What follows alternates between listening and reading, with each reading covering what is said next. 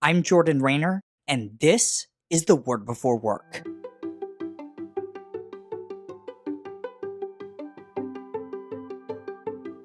Today we're reading from Luke 2, verses 15 through 20. Here's what it says. When the angels had left them and gone into heaven, the shepherds said to one another, "Let's go to Bethlehem and see this thing that has happened, which the Lord has told us about."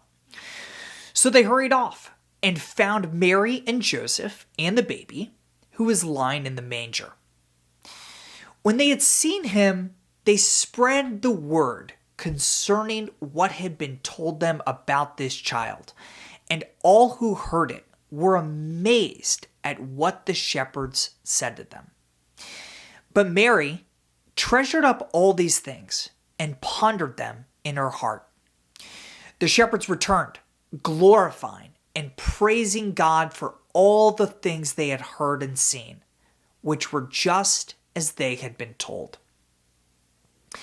Each December, we celebrate Jesus' incarnation by remembering that first Christmas morning that we just read about there in Luke chapter 2.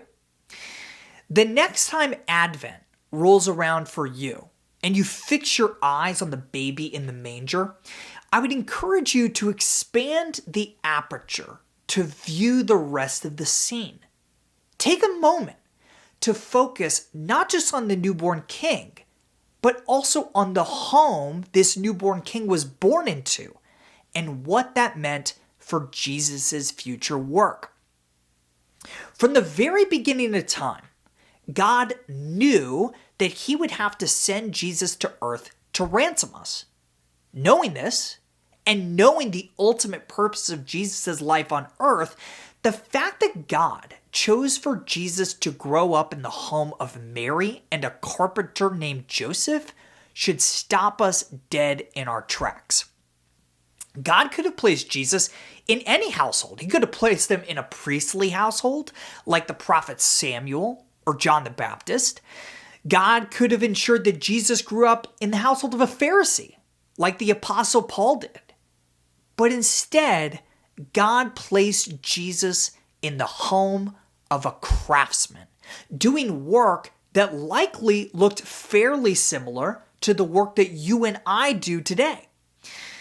Biblical scholar Dr. Ken Campbell has pointed out that the Greek word tekton that most of our Bibles translate as carpenter in Mark 6 verse 3 would more accurately be translated as builder, someone who worked with stone, wood, and sometimes metal to create new things. According to Dr. Campbell, Jesus and Joseph essentially operated a family-owned small business, negotiating bids, securing supplies, completing projects, and of course, contributing to the family's living expenses. Does that picture sound familiar?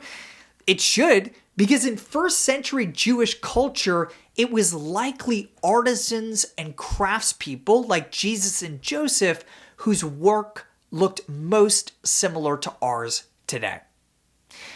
That truth gives great dignity and meaning to the work you and I do to rearrange creation every single day.